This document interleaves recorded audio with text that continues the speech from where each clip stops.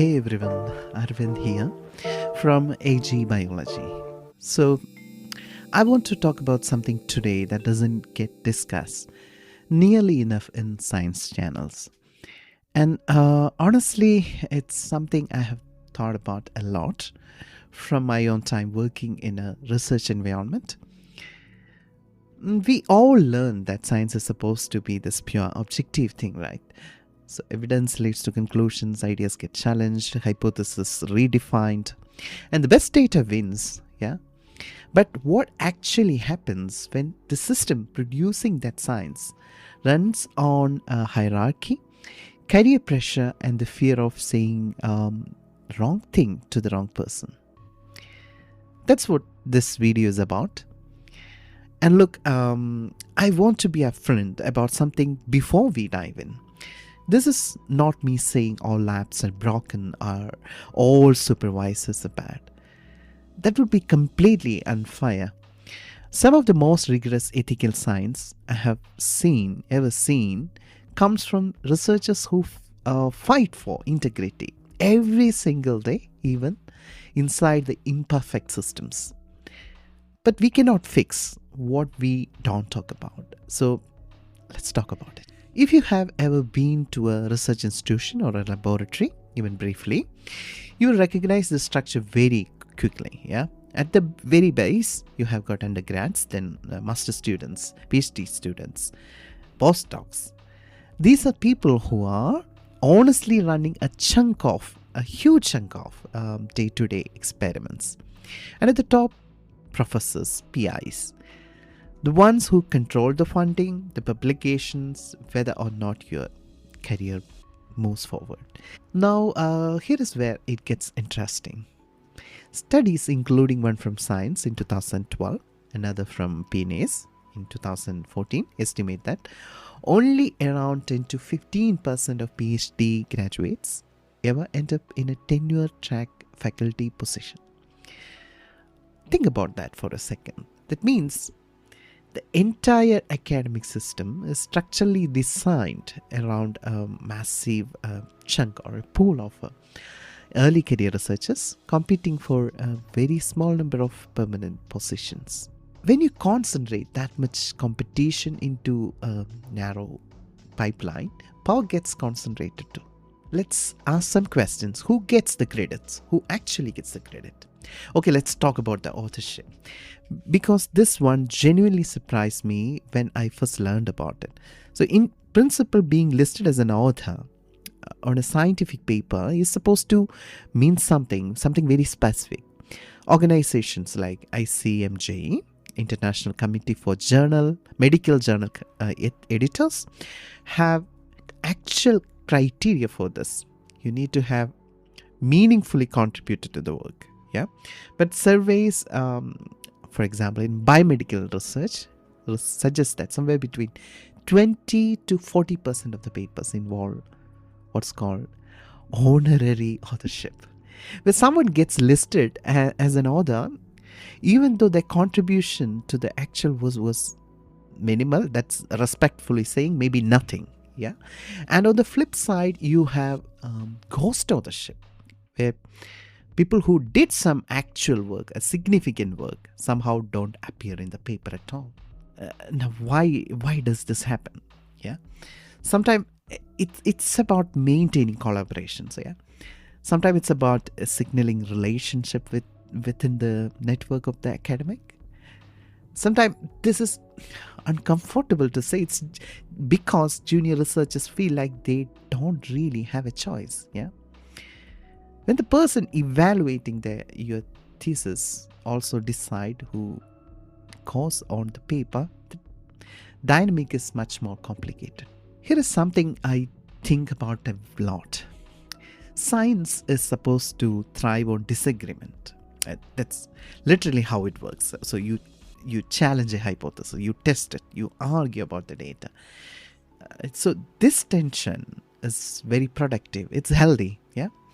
But what happens when the person you would need to disagree with also writes your recommendation letter, or also writes whether your thesis get approved or what grade you get.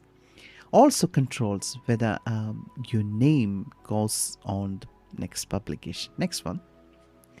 So I have seen situation where a data discussion that should have been straightforward scientific debate became nothing very, very complicated. Not because anyone was necessarily acting with bad intentions, but because the power and evaluation being concentrated in very few hands changes this professional stakes or emotional stake of every conversation. In some academic system, a single supervisor can be the primary judge of the student's entire career or entire research output. There are more distributed models, committees, external reviewers. This could help, but they are not usually universally implemented, and that gap matters. Publish, perish. You have probably heard about it, right? It sounds very dramatic, right? But it's pretty real. So researchers are evaluated on publication counts, journal impact factors, citation number, the grant funding. These are the metrics that determine whether they get hired or they get promoted, or whether your lab, in other words, continues to exist. Now, I'm not saying metrics are inherently bad, but they shape the behavior.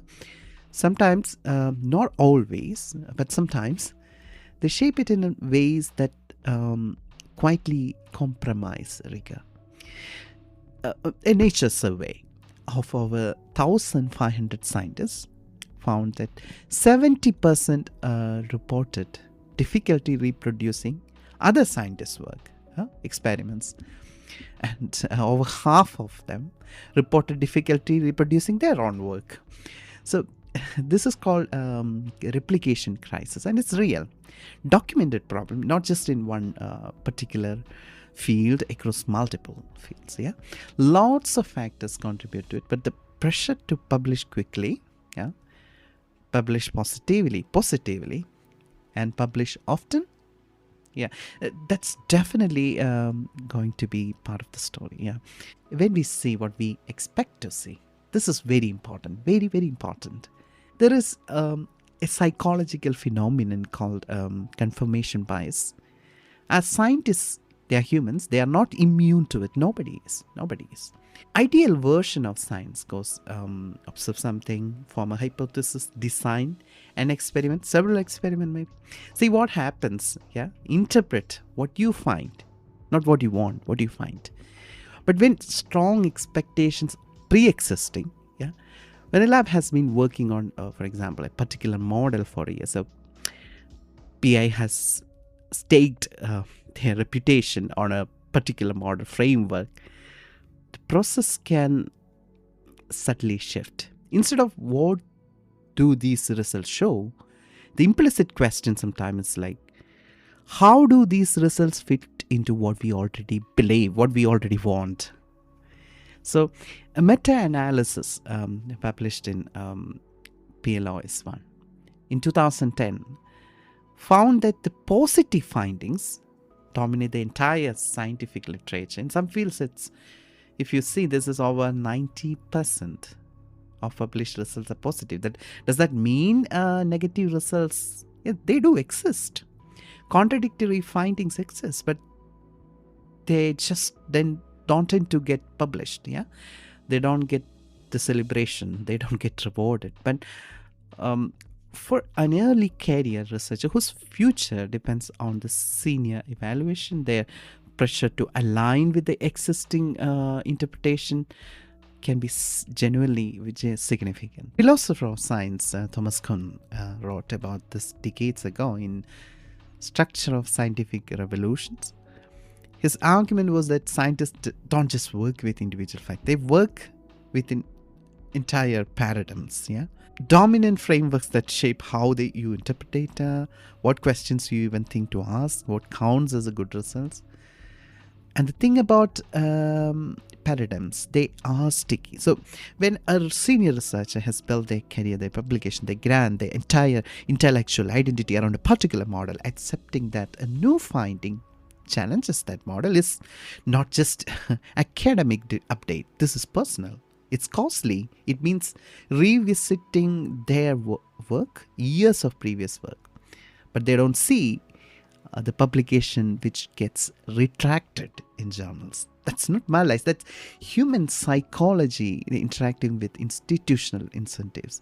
But the effect on science, on what gets pursued, on what gets published, what gets funded, and that can real and very significant. I want to be honest about something. When you control someone's grade, their recommendation letter, their authorship, their access to funding, you hold a lot of power over their future. In most labs, the power is held responsibly. Most supervisors genuinely care about the students and they try to act in good faith.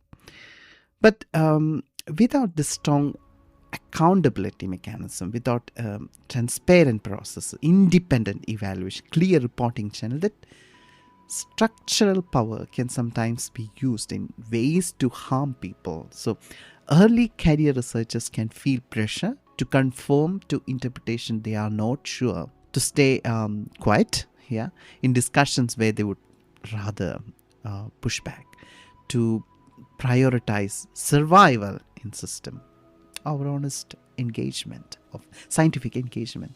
That's a problem. Not because the individuals are necessarily doing anything wrong, but because the structure itself creates pressure. What we do actually about this? I want to be clear. I'm not arguing we tear academia down. Their system has produced extraordinary science and continues to do so. We benefit from it, right?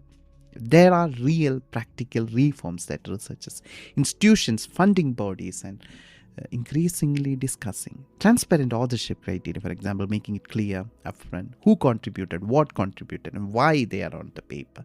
They need to justify.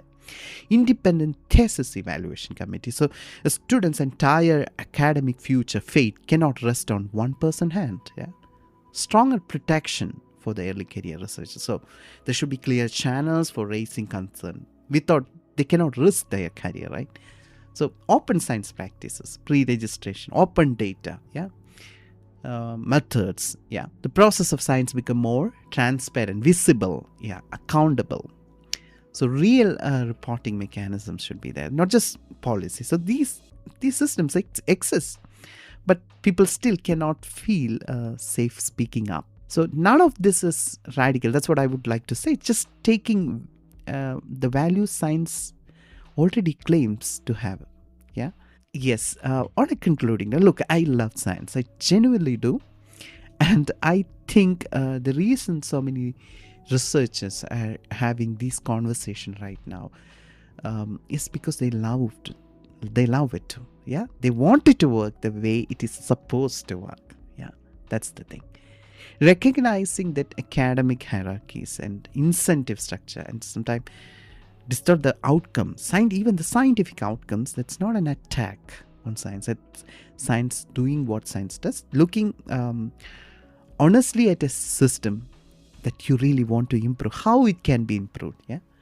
Because in the end, the ultimate authority in science should never be the person that I showed you, the academic pyramid, the top of the pyramid. It should always lie on evidence. It should always be there. On that note, thanks so much for watching. If this is has been resonated with you, or if you had your own experience navigating through the research environments, I would genuinely love to hear your thoughts in the comment section. Like and subscribe. If you want more content like this, I will see you in the next one. Thank you.